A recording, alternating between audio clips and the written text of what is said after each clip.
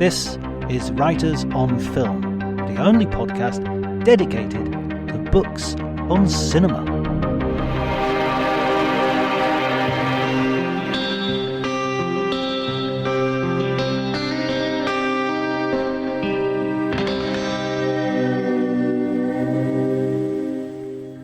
Hello, everybody, and welcome to Writers on Film. My name is John Bleasdale. I am a writer and film critic, and today I'm delighted to be joined by Daniel Kremer, who is the author of a new book called Adventures in Autuerism. Thank you for joining me, Daniel.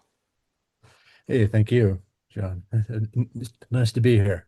First off, I have to say, your book did what all film books ought to do. It sent me to watch some films. Yes, I would hope so. Last night I watched, and I can't believe I've not seen it already because I remember it being I remember the poster. I remember being uh, um, not being old enough to go and see it when it was out in the cinemas, but I remember it certainly being on video shelves. And this is The Entity by Sidney Furie. Oh, yeah, good one. Yeah, It's yeah, such a good film. yes. I mean, it's picked up over the years just in terms of its critical slash academic reputation. Of course, there's been a lot written about it from both of those vantage points. But Yeah, you can imagine. I mean, I can't imagine taking any film with that type of subject matter and saying, "Yes, I'll make that," and then making something as w weirdly sensitive, I guess, as that film is to and very empathetic towards its female pr protagonist without really um, flinching. So that's a very unusual balance for Sidney Furie to have struck. Yeah, I think that's a pretty extraordinary film, and I know I'm not alone in thinking so. But Fury, Furydom, I guess, if you want to call it that, or Fury scholarship. I'm still amazed after all these years that I had to kind of build it from the ground up, and that I was the pioneer in that, the first to kind of come along and say there's more to this particular director than meets the eye. And that was kind of the entire that was the ground zero. That was as I call him in the book, Sidney Furie is actually uh, patient zero in my the approach to the the auteur theory that the book actually takes on. So yeah. Well, Um, let's talk about that auteur theory, because I find this whole topic fascinating, and I think your book comes as a really refreshing um, uh, rethinking of it in a way. So could you, for our listeners, could you sort of explain sort of where auteurism as a theory is coming from, and your sort of original take on it?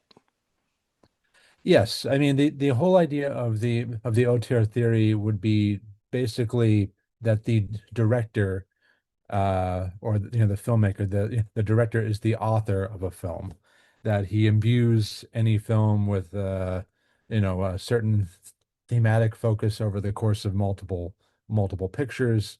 There's a very perceptible style and approach that belongs to that particular director.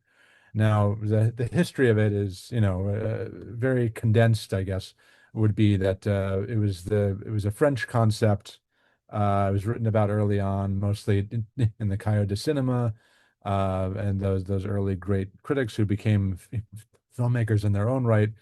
And then it was imported to America overall by Andrew Sarris, who published in 1968 his landmark auteurist catalog, the American cinema, and 1927 through 68, directors and directions, I think was the subtitle. And basically it was him going down the kind of the American, if you want to say canon, or the American, just the American filmic output, and then just saying like these are directors that have worked, and this is what I see in them. if they're worth their salt, if they're part of my pantheon, if they should be part of I guess a general pantheon. And these are the directors that he put into other categories, I guess. So it was a very novel approach to looking at films and the way that films get made and the place what a director's kind of station in that was. And of course, it was roundly either supported or in some quarters attacked. Pauline Kael, most notably, of course, wrote her Circles and Squares piece that was in opposition to uh, Andrew Sarris's entire thesis. But it's kind of persisted through the years, and we continue to talk about directors as being the central artistic voice of a film. So it's but we haven't my book is really an approach insofar as that we haven't really looked at not just expanding it, but testing its boundaries, I guess, since that initial Saris, um, the launch of his book.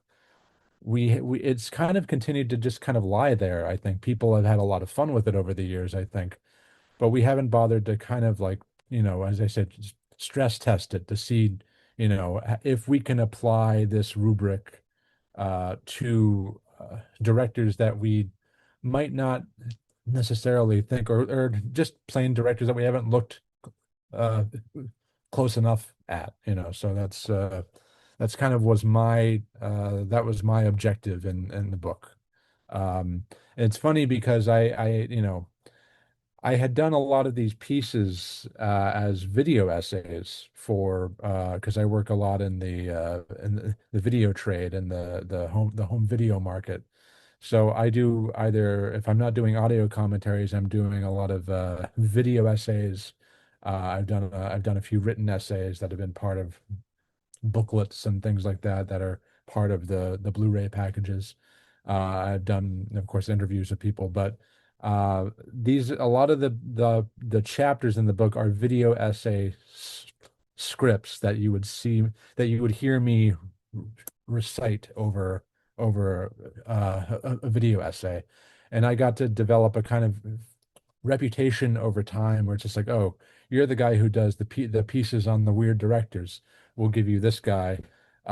Even just recently, Paul Wenkos was a guy that I covered, which if I do a volume two, that essay will definitely appear. And it was the Magnificent Seven box set, all of the early the franchise, the original franchise of their four films, I think. And the guy at the label is just like, can you give us a piece on Paul Wenkos? I didn't even have to float it or pitch it. It was just like, oh, you're the weird director guy. Do this on this guy. So yeah, I developed a kind of rep over time, and so it got to a certain point where Jerry Peary gave me the idea. The film critic said, like, you've written so much about these oddball or offbeat filmmakers. You should compile all that and turn it into a book. And that was when Paul Cronin came along. When he saw that, Paul Cronin saw that interaction, and Paul was like, if you were to do that, I would go to publish for you, and if you wanted.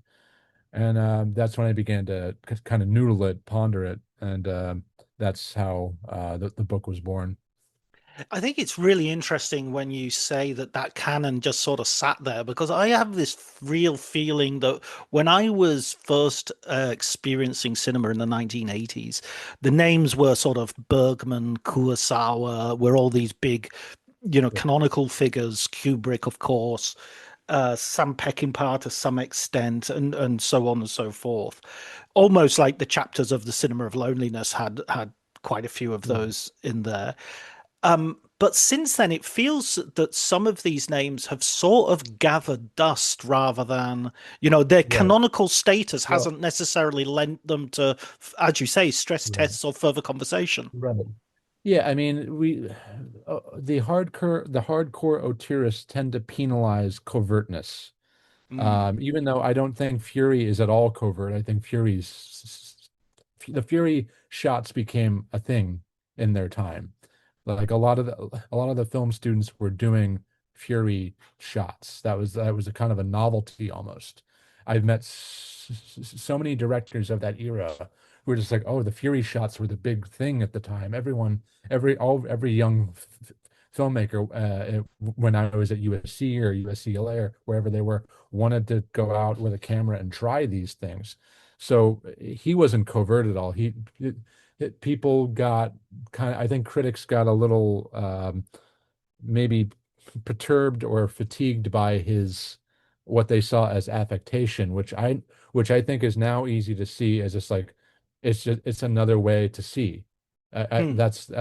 I'm always talking about in Adventures in Autuerism the idea of ways of seeing. If a filmmaker is giving you another way to see either a scene or a type of just anything, um, that's that's really what you're looking for. And by the time I get to, I mean, I made a documentary on Silvio Nerezzano, another guy who I think if you watch all those movies together, you cannot deny that there's a consistent style, thematic pattern. There are the kind of like little codes and code switches in there, and it's really extraordinary. Yet he's been overlooked because, maybe I don't know he wasn't au courant in the kind of the way that the film theorists wanted their studies to be at that point. He wasn't of a certain ilk, and I think the early auteurs had a bit of a masculinity complex, in my opinion. They were very into masculine directors who had a very particular packaged brand of masculinity, and they didn't like what they would see as kind of like fruity directors or queer, I'm not using it, and I'm using it in the kind of the pejorative sense, the queer directors, Hmm. as they would see it. So I think a lot of like Mitchell Eisen got the shaft. Irving Rapper, another one of my big pet causes, got the shaft. I don't think these guys early on, not to, I'm not trying to throw them in the wastebasket over all this, but because they deserve their place in the canon of film scholars. But I do think that they were narrow about the directors that they most prized being extremely of a masculine purview. And I think they threw out a lot of directors who were kind of questioning or probing the masculine in ways that they found that discomforted them in some way, or that they didn't. I don't know. So I think when they're looking at Irving Rapper or Nerezzano or Mitchell Eisen or I think with Q-Core was such a chameleon, yet he was consistent in his way that he was a perfect kind of little bauble for them. But but I think Rapper was so defiantly feminine in his approach. And Mitchell Eisen, I mean, I was just talking about this, the other night with someone. I was like, Mitchell Eisen was the pejorative that was thrown out around about him, and with was Billy Wilder and uh, Preston Sturges just calling him just another fruity interior decorator. Hmm. But then now, like, there are lies and people who are just like, they love the mise en scène. They love what Lizen puts in front of them. So I think the auteur theory needed to be redefined just in terms of the masculine versus the feminine, giving the masculine directors more the benefit of the doubt. It wasn't on my agenda. I kind of was predisposed maybe to looking at uh, particularly the male directors who were kind of getting in touch with that other side that had been shafted for so long. Yeah, it's interesting how this was I was thinking about this as I was reading your book, how constructing a canon is in itself often says much more about the critic than it says about Sure. Yeah. the directors themselves. Because the directors, I mean, even a powerful director like Martin Scorsese will take 15, 20 years to make his dream film. So Yeah. most directors are just making what's in front of them by happenstance and all the rest of it. They'll put their signature to it. So to group together a body of work and to say, okay, this means X, Y, Z, and this number of directors mean X, Y, Z, it is so dependent on the critics. To use your the way you talk about it in the book, way of seeing and that's I mean that's really interesting from that point of view as well. Yeah. I mean, yes. I mean, of course, Pauline Kael used to peck at Andrew Sarris over the masculinity question and the kind of she was gnawing at him a bit in ways that were maybe a little cruel. But yeah, we it's kind of tragic that a lot of these guys got shafted. I mean, and the opening epigraph of the book is Bertrand Tavernier talking about like, a lot of us just went with the flow when we were film writers, before he became a director. He's like, we had Anatole Litvak living in Paris and we completely ignored him. And by the time I got interested in him and I went, I kind of I went another way, and I began to dictate my own path and say like, well, I don't have to agree with all these other guys, and I don't have to go with that flow. I became interested in Litvak, and by that point, it was just too late. He was gone. Um, and as like he said, and he defined it. There's a tragedy in that we, a lot of the best directors, and you hear about Mike Nichols very very derisively talking about, and I'm quoting him, the French guys with the cigarette ashes all over them, as he called them. Yes. He's like they went. It's like he's very very kind of flip and dismissive about the French critics. He sound like they think that Jerry Lewis is the greatest. I'm quoting him, and he's like, and of course with that, he's like you're dismissing Weiler and Stevens and Zinnemann, and he goes, these guys were great men, and he had this whole diatribe about like, and they were completely ignored and often dismissed by that class.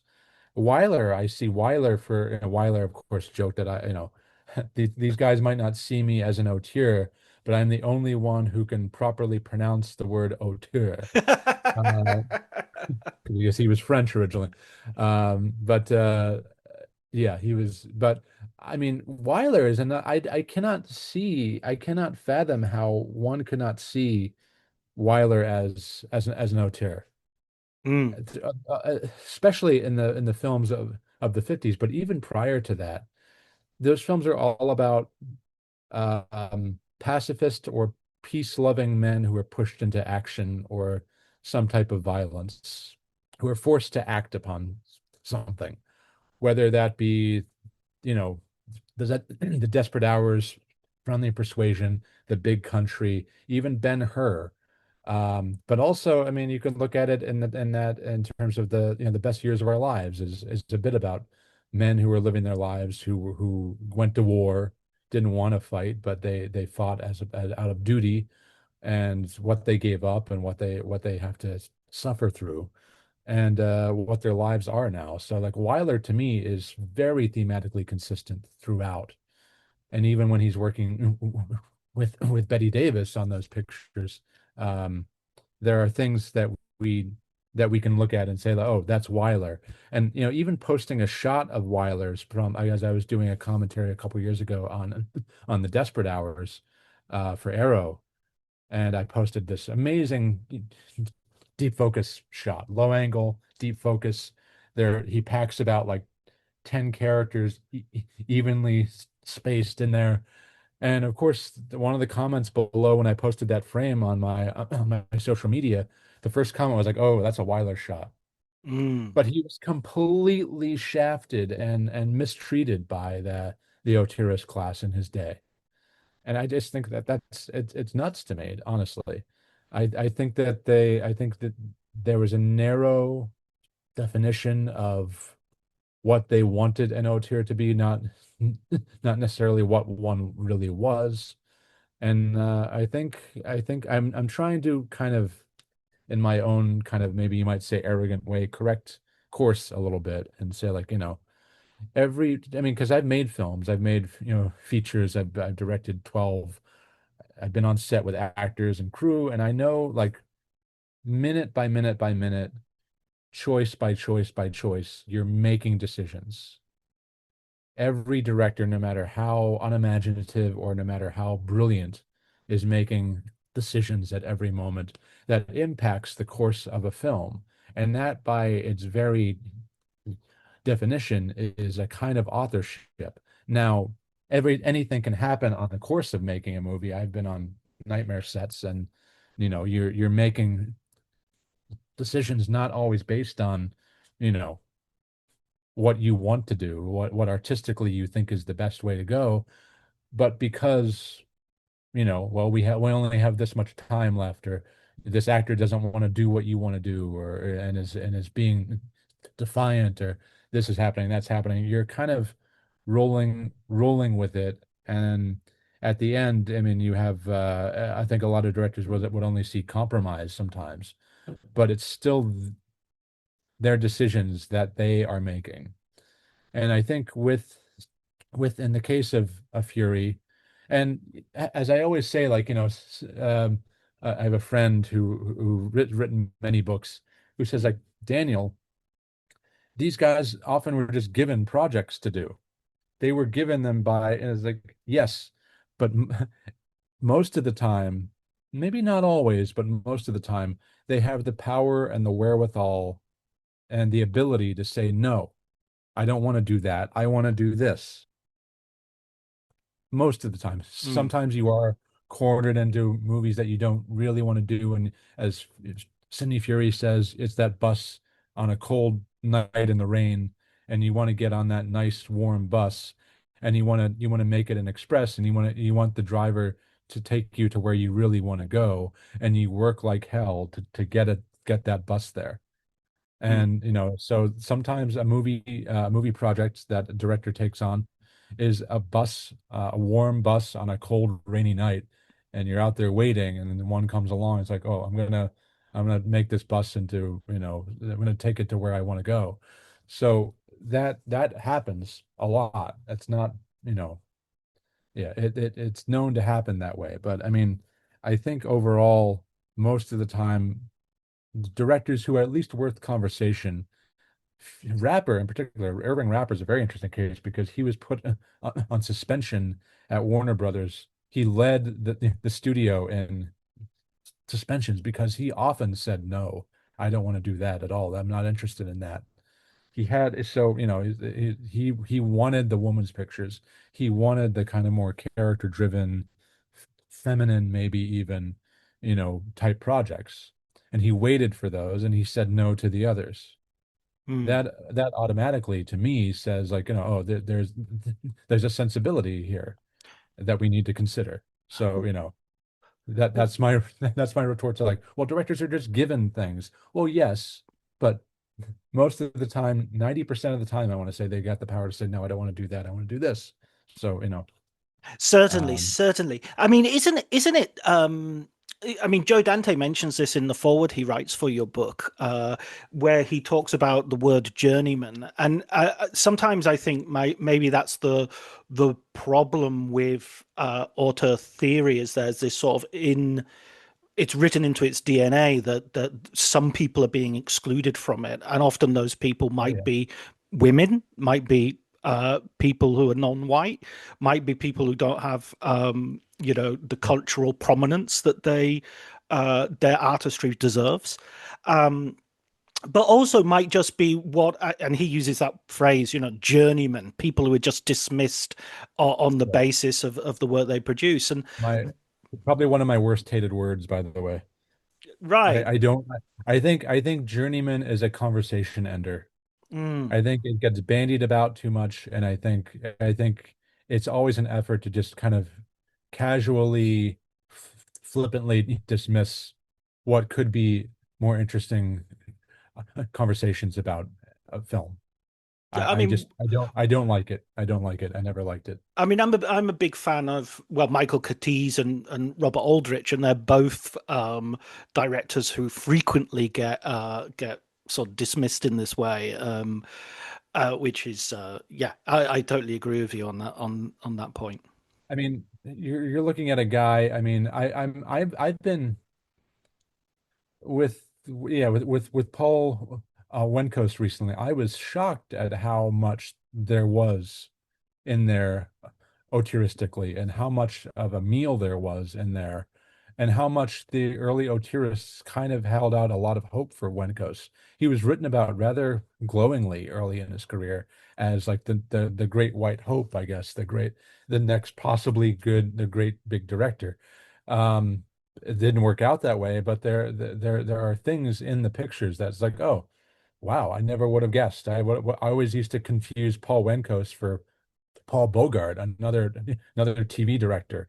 I always those were interchangeable guys to me. And then like, oh, you want to make do a piece on Paul Wenko? So then I'd begin to do the research and watch the films. I was like, wow, there really is something in most of these guys. Is like, if you watch enough of them, it's not just you're imposing your will onto like, oh, this is I'm going to make this an auteur. There are just things that are there. Even with John Badham, John Badham is the ultimate popcorn meister, Mm. um, popcorn paloozist, as I say, I think in the text. Um, I mean, he's directed a lot of big, bombastic, big budget movies with effects and blah blah everything. You know, he's got everything. But then I was asked again last year when they were doing a Blu-ray of Drop Zone for Cinematograph. I was like, interesting choice for that label. And then Justin at that label said, can you give me a piece on John Badham?" I said, "Sure. I love Saturday Night Fever. I think that's an underrated kind of almost angry young man. It would have been like a British New Wave type film in its if it had been made That's so across the true. pond earlier. So true. Absolutely. Um, and like, and whose life is it anyway? Which I think is quite a beautiful film in a way.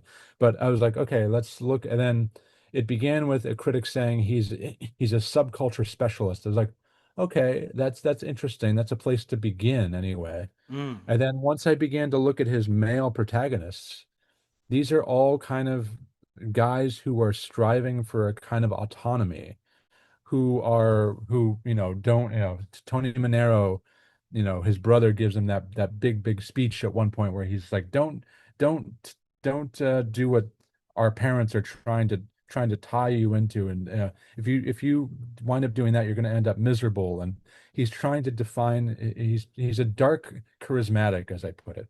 He's charismatic. He parts the sea when he walks into the discotheque. Yeah, And absolutely. he's he, Even when he but walks there's down the street. Yes, exactly. But it's dark though, and he's brooding, and but he parts the seas when he walks into the discotheque, and he's kind of striving for a lowercase L libertarianism, where he wants to be in control of his own life. Now this is blown up majorly in Whose Life Is It Anyway? Where the man is literally trying to get control over his body so that he can die after being crippled in an auto accident. And it's like, oh, that's a thread. War Games, another dark charismatic. You have the Matthew Broderick character also, parts the seas in a way. When he walked into that class, everyone thinks he's a comic genius and he has a line for everything, and everyone kind of like, he's well regarded among his peers as a kind of a rebel, but we all know there's a darkness there, and he's meanwhile he's like hacking into government computers and doing, and then it really hits an apex later on, or apotheosis, with the Hard Way, the James Woods Michael J. Fox movie, where Michael J. Fox takes over James Woods's life.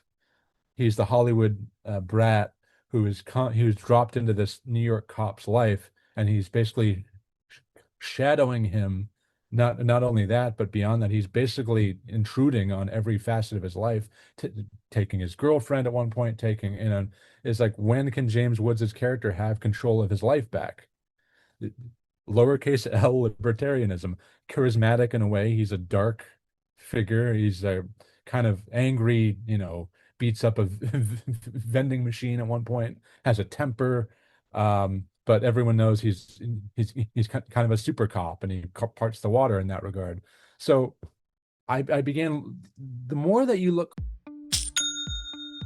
Nobody does selling better than Shopify. Shopify is the home of the #1 checkout on the planet. And the not-so-secret, with Shop Pay that boosts conversions up to 50%, meaning way less carts go abandoned and way more sales going through. So if you're into growing your business, your commerce platform better be ready to sell wherever your customers are scrolling or strolling. On the web, in your store, in their feed, and everywhere in between. Businesses that sell more, sell on Shopify. Upgrade your business and get the same checkout that Skims uses. Sign up for your $1 per month trial period for 3 months at shopify.com/Westwood1, all lowercase. Go to shopify.com/Westwood1 to upgrade your selling today. Shopify.com/Westwood1. Closer at any director's corpus, it's just like, wow, things begin to emerge. If Mm. you're really looking closely and just say like, oh, he's a journeyman, I'm not going to look any closer, that right away you end your examination. If you say like, journeyman, what have I got to look at here? He just makes popcorn movies, so what? Like, I don't like that attitude. There's more there that we can be digging into, even with popular cinema. Most of the directors in Adventures in Autuerism are kind of art house oriented occasionally, or at least like working within the popular idiom. They're artier perhaps, but Badham was a case where I was like, I've got to include this piece that I did uh for Cinematograph, because it's a great kind of example of how one can take a popular entertainer and say like, this is a guy who's making choices about material, about ways of seeing, about ways of seeing a character, a particular type of trope in a character, or a continued archetype that gets repeated over and over and over again throughout the entire body of work. Um, it's just, I was like, yeah, I've got to include that piece, because it's just like, don't stop your conversation by just saying, oh, journeyman, we're ending the conversation here and moving on. I mean, that's so true, and it's interesting because you said earlier on, or any director worthy of conversation, but it almost makes me think. I mean, there might be some that you just think, oh, I can't think of anything to say here, but and even the phrase sort of popcorn films or pop entertainment. I think if you approach anything with a curious, open mind, there's usually a heck of a lot to say about everything. I mean, there are certain things that I don't necessarily feel that I have an affinity to, but then somebody else will say, I don't know the Fast and Furious films, or the I mean, I'm sort of uncomfortable with the John Wick films because I'm a huge fan of early John Woo Hong Kong, sort of that gung fu sort of stuff. But I find John Wick borders on the, you know, real school shooter vibe. Um, but I know people who Right. say, "Oh, John Wick is all about grief, and you've got to really look deep, and there's loads of stuff in there." And I'm kind of like, "Okay, good, you write that and bring it, and I'll read it." I'm quite happy to read that. I'm not necessarily going to write it myself. Sure. No, I mean, there are directors that I'm not as nearly as interested in. But I mean, I'm glad whenever anyone writes seriously about a director that has been excluded from these types of conversations. Mm. As I say early on in the intro chapter, I'd rather see the first book on Michael Ritchie versus the 2068th book on Kubrick or Ford.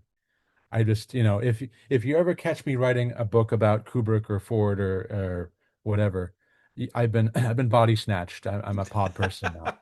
I'm not inclined to do that. I just, there's millions of films, just so many directors, so many filmmakers. I like digging down and finding the buried treasure. I'm not gonna continue to beat the drum for people whose drums have been beaten.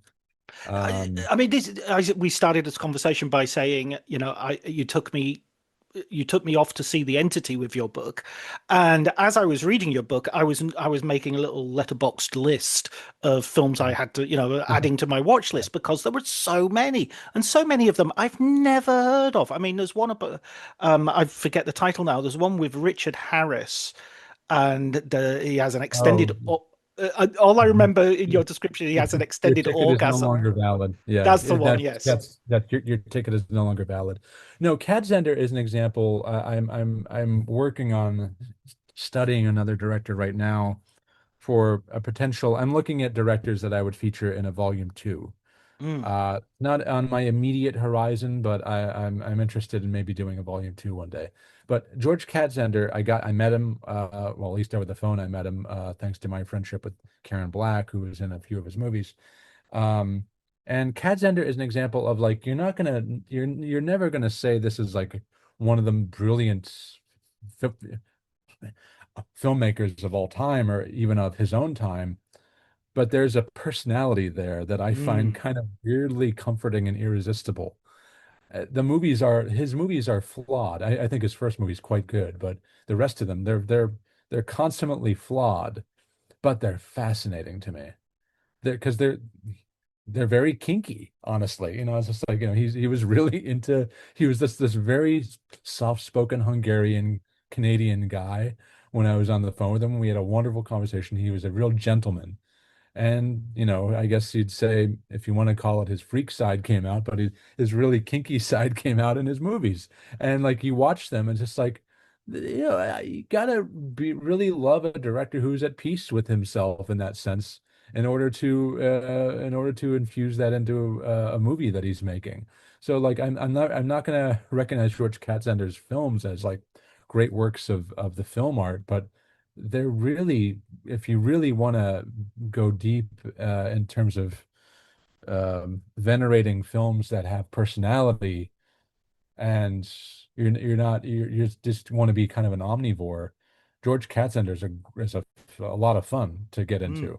And a guy that I'm also getting into now, Victor Stoloff, a, a true lovable weirdo. I mean, he only made seven features. Two of them were about group therapy sessions, plotless movies about group therapy sessions. One of which had O.J. Simpson, Tim Buckley, and Jeannie Berlin. It's one set. These like kind of like psych rap sessions, kind of like Essel and encounter groups. Um, so he made two movies, not just one movie where this happens, but two movies. They're just group therapy sessions. Nothing narrative happens. They're just like bunch of characters in a room and they're having therapy together. And it's like, wow, what kind of weirdo does that type of movie? And then you look at his movie Intimacy, which is a kind of a voyeur kind of um, voyeur De Palma-esque, maybe a little bit, and for its day anyway. And it's like, wow, this guy is fascinating. And then you look at the rest of the career, it's just like, wow, and then I can't wait to write about him in formal terms. And no, most people, Stoloff would just kind of fade into the furniture. He just like, okay, kind of, I guess, to the naked eye, to the average person, kind of this unremarkable guy. He made one Oscar nominated short, and what else is there to say? It's like, no, there's a friggin' treasure chest here. Like, look into this. This is like I mean, at least look at it just in terms of like, this is sui generis. This is completely a unique figure. So yeah, Cat Zender is that type of thing. And I'm not going to say that Stoloff's movies are, again, the great works of film art, but just in terms of authorship and personality, they're really some of the most fascinating guys you'll encounter. Because the personality is so bubbling over to me.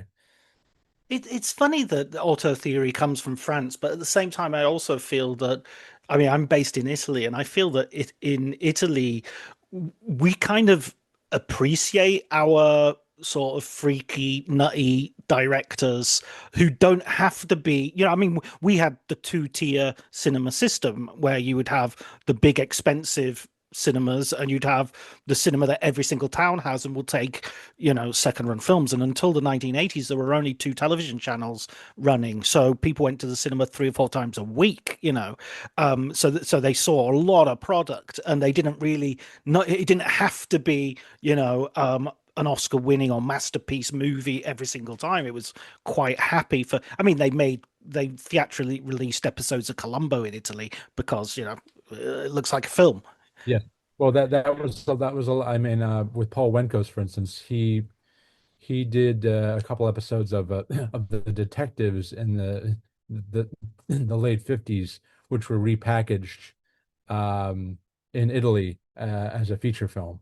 So that happened a lot. I mean, Universal product often did that, and so Columbo was, of course, Universal, but a lot of TV product in America would migrate to Europe, and it would be packaged for theatrical. So yeah, Mm. that's I not remember we uncommon. got Battlestar Galactica as a movie Yeah. in the Oh UK. yeah. Yeah. Yeah. Yeah. Yeah. A lot of when a lot of TV product crossed the pond between I want to say about 1965 through it's like 80 maybe. You would see a lot of American TV product being theatrically released in Europe. So yeah.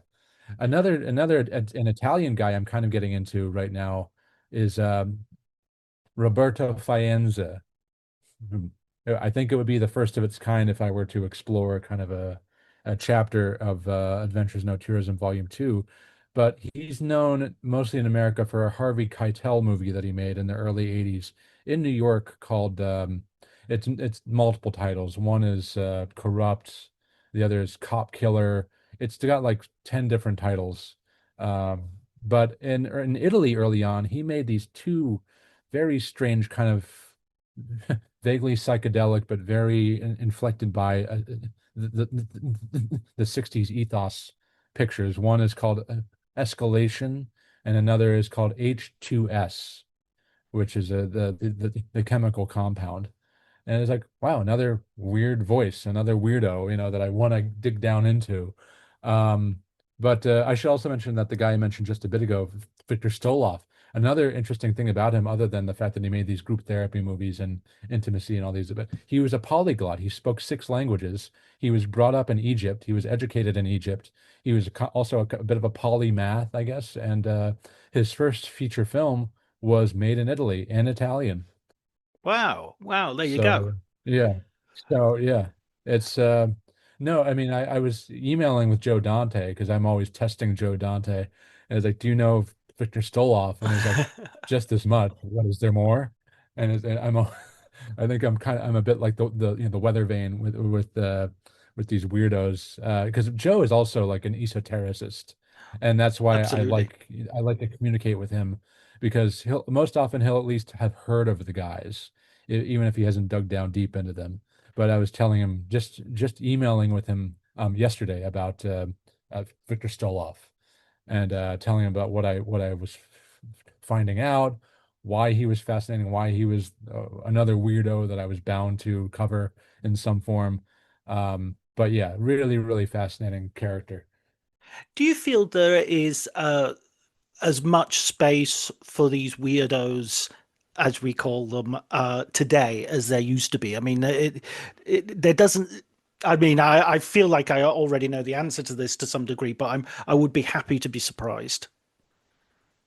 But we have more access to everything than we ever have before. Right. Like just everything. If you're a Blu-ray collector in particular, or 4K or whatever format you collect, everything seems to be coming out now. Things that never would have seen the light of day, even and there are also certain things on VHS that never made it to the later formats. But just everything that we have instant access in a way that is that you know the early Otierists would have had to have had access to archives and consortiums and museums and they would have had to have had their pass, which most people didn't have that type of access. So they could marathon any director that they wanted by virtue of having those privileges. Now we all have that, to one degree or another, to whatever degree one wants to have that or another. So I think just in terms of the book, I think the on the back cover, you hear me talking about like we live in an age of instant access and immediate playback. So we're profoundly privileged in a way that we weren't, in previous generations. So with that privilege comes another privilege of discovering these films and these filmmakers. And we have, and but there's just so much. So how can you put it in logical order? My thing has been like, as a hardcore auteurist, as you haven't, if you haven't put it together by now, is like, oh, I do like my little director marathons. Right. So I'm gonna go and I'm gonna track down every Victor Stoloff movie I can find. I'm gonna track down every George Katzender movie I can find. You can just log on to IMDb to get the full record, or as close to a full record as there is. It's like, okay, these are the things I need to see in order to put the puzzle pieces together on this particular guy or girl. I don't want to count out the girls because I do profile Joe Micklin Silver, who was a very good friend of mine in the later years of her life, and also two Brits, Muriel Box and Wendy Toy, were also subjects I really enjoyed writing about. They're getting a bit of a resurgence right now among um, female film scholars, particularly Muriel Box, I think, but Wendy Toy as well. Wendy Toy's shorts are incredible. Um, Her features are not as exciting, but they're interesting. But Box, there's been a bit of a resurgence. I added to that a little bit with the chapter on the both of them. Um, but no, I mean, we have the information at our fingertips. We can log on and get as much information basically as we need, and then we can go and track things down and watch them for ourselves. And we're not condemned, I guess, if you want to be dramatic, with what Bertrand Tavernier, bemoaning that that that he discovered Anatoly Litvak too late. Mm, Like mm, with a few of these guys that I've covered, I've been able to track down, not all. I wish I was born too late, I feel sometimes, but at least the cause is not dead. So Silvio Nerzano, I was younger then. I didn't know that what I know now.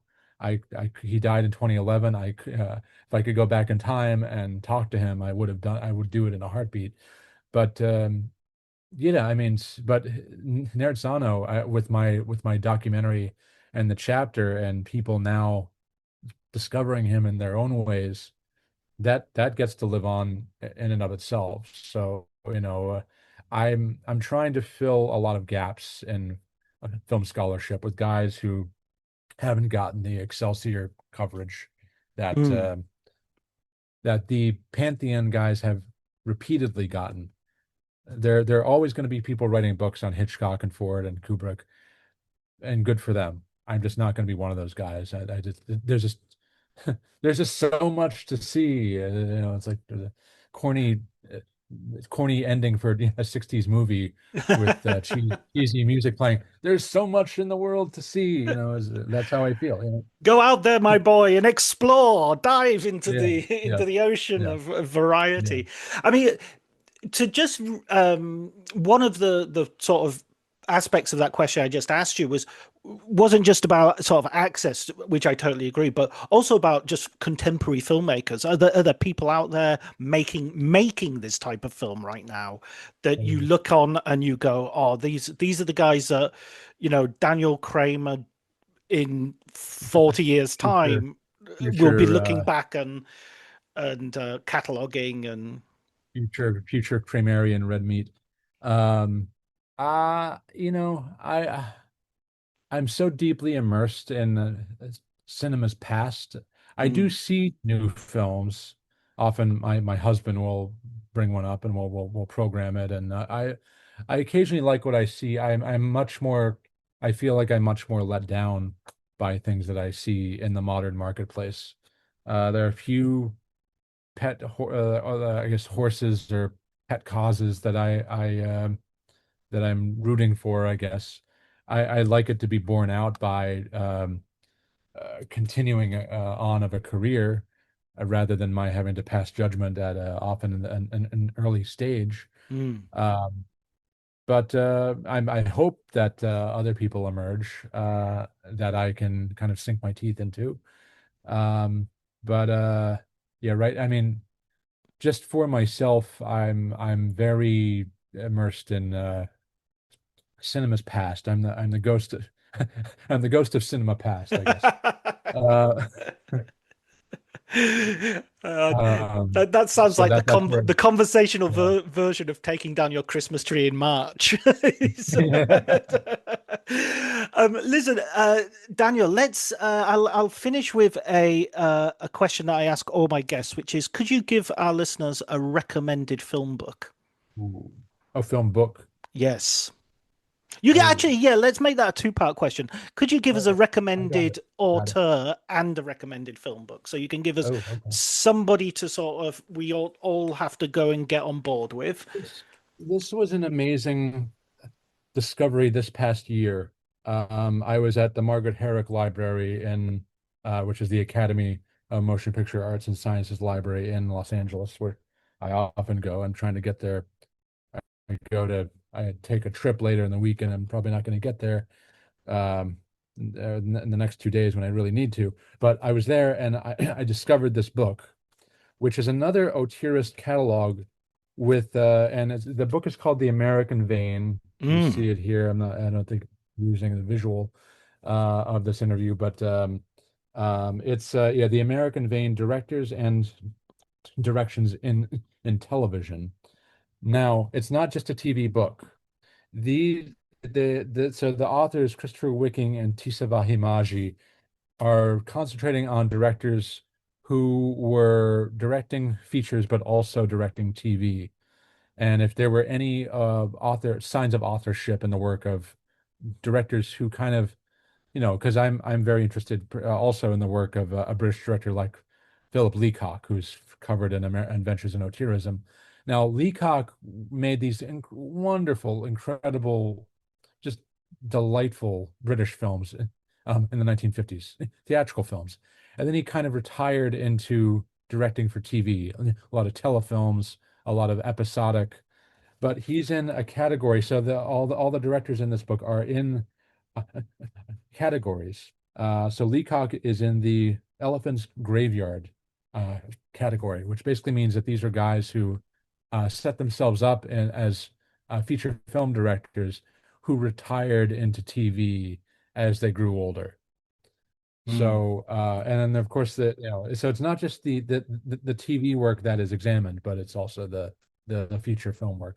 But this was just like I poured over this book for days, and it excellent. might be out of print. You might be able to get it on eBay, which is where I got it. I got mine on eBay, but a book that more people should try to find and pick up, and just you can. It's one of those types of books where you don't have to go in linear chronological order, front to back. You can just kind of peruse over certain entries. It's really kind of eye-opening. It's like, oh wow, that's they have some really good salient observations on a number of guys that I find interesting anyway. Excellent. And could you give And us girls, I should an say. could you give us also an auteur that we that you would like to recommend that we might not know enough of? God, I mean, I'm always my reflex knee-jerk answer to that question is always Fury or Narzano Mm. or Rapper. So I've just given you three.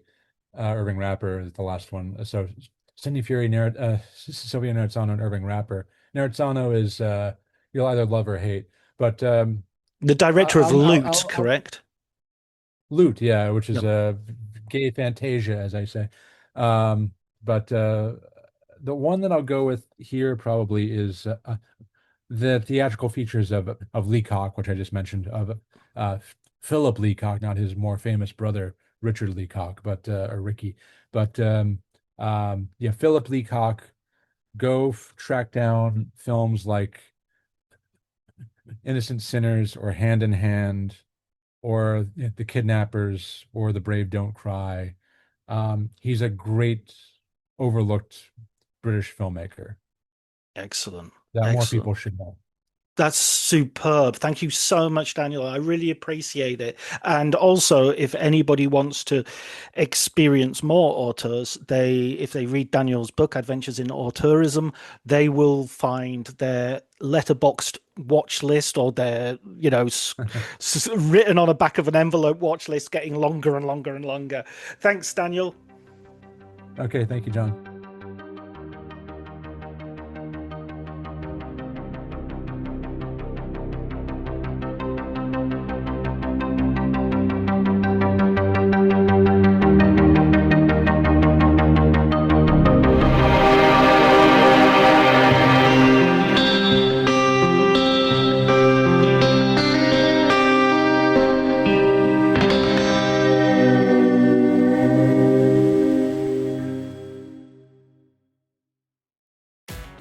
If you're an HVAC technician and a call comes in, Grainger knows that you need a partner that helps you find the right product, fast and hassle-free. And you know that when the first problem of the day is a clanking blower motor, there's no need to break a sweat. With Grainger's easy-to-use website and product details, you're confident you'll soon have everything humming right along. Call 1-800-GRAINGER, click Grainger.com, or just stop by. Grainger, for the ones who get it done.